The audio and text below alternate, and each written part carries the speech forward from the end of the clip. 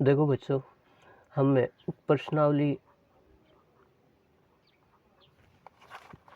1.1.3 का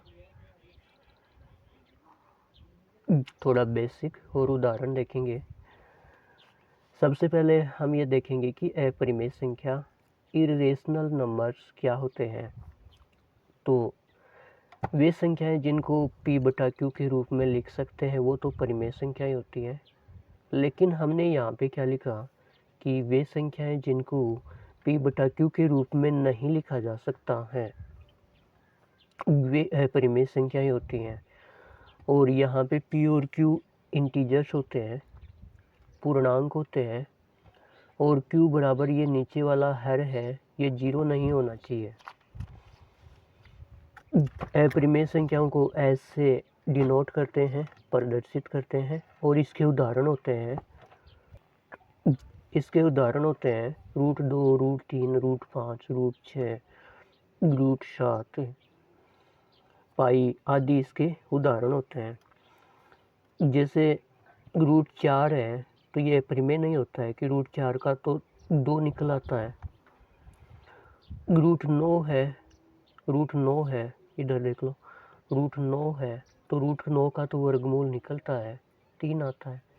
2 का स्क्वायर 4, 4 का वर्गमूल 2, 3 का स्क्वायर 9, 9 का वर्गमूल 3, 4 का स्क्वायर 16, 16 का वर्गमूल 4। तो इन संख्याओं का तो निकल जाता है, ये तो परिमेय होती है। लेकिन जिनका पूरा पूरा वर्गमूल नहीं निकलता है वे अपरिमेय संख्याएं होती है। ये पाई एक अपरिमेय संख्या होता है।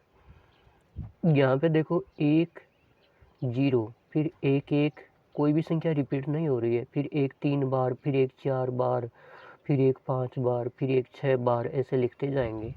कोई भी संख्या रिपीट नहीं हो रही है, मतलब पुनरावृत्ति नहीं हो रही है, तो ये अपरिमेय संख्याएं होती हैं।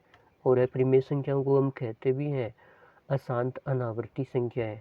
तो ये इसके एग्जाम्पल्स हैं।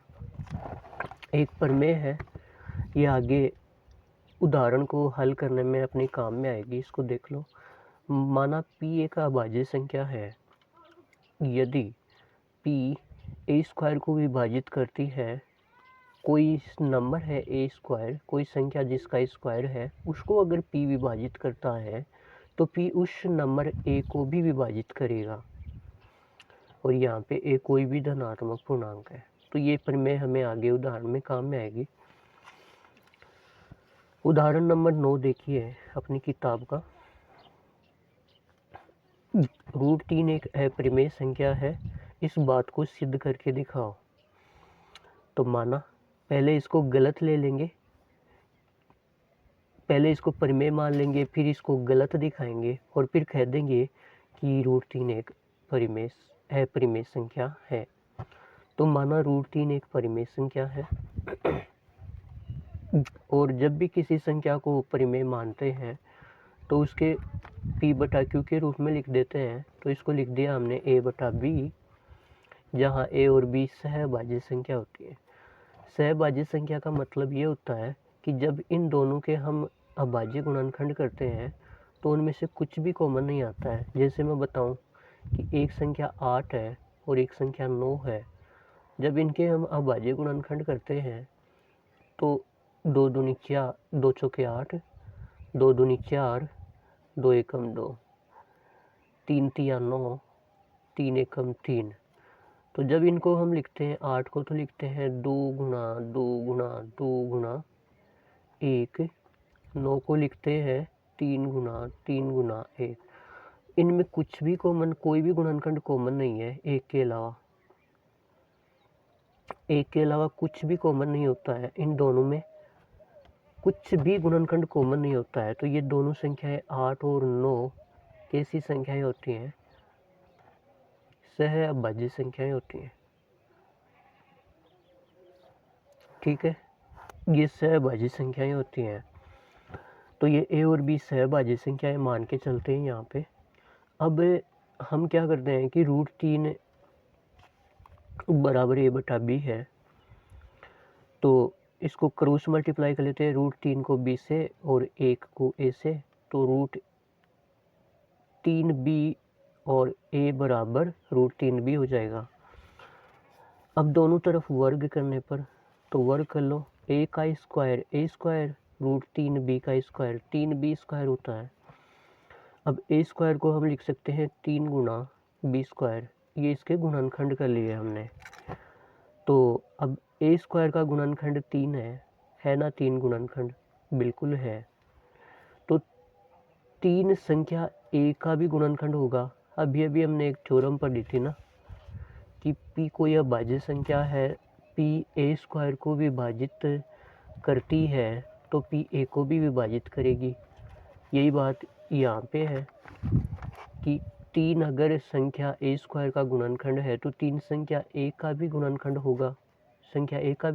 होगा, ठीक है।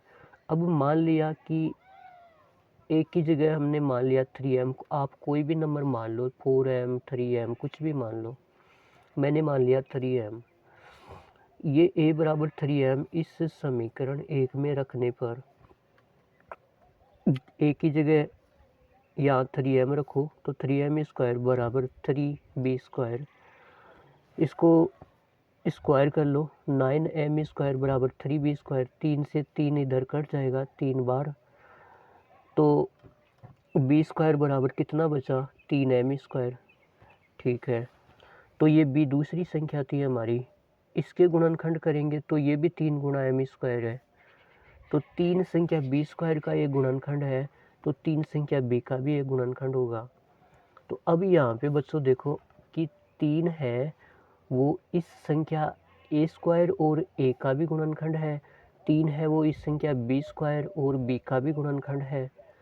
तो ये तो इनमें कॉमन आ गया दोनों में 3 तो, और हमने मान कर के ये चले थे कि ये दोनों अभाज्य संख्याएं हैं, और जब दो संख्याएं अभाज्य होती हैं तो उनमें तो कोई भी गुणनखंड कॉमन होता ही नहीं है। ये एग्जाम्पल हमने देखा था। तो ये क्या होता है कि a और b दोनों बातों से 3 संख्या a और b दोनों का गुणनखंड है, लेकिन हमने तो a और b को सहभाज्य माना था। तो ये ऐसा क्यों हुआ? ये ऐसा इसलिए हुआ बच्चों, ये विरोधाभास इसलिए हुआ क्योंकि ये हमारी गलती है, हमारी गलत कल्पना के कारण ऐसा हुआ। हमने माना था कि √3 एक परिमेय संख्या है, जिसकी वजह से ये ऐसा हुआ। अतः निष्कर्ष लिख देंगे कि वो हमारी गलत कल्पना की वजह से गलत उत्तर आया था। तो निष्कर्ष ये है कि √3 एक अपरिमेय संख्या है, ठीक है।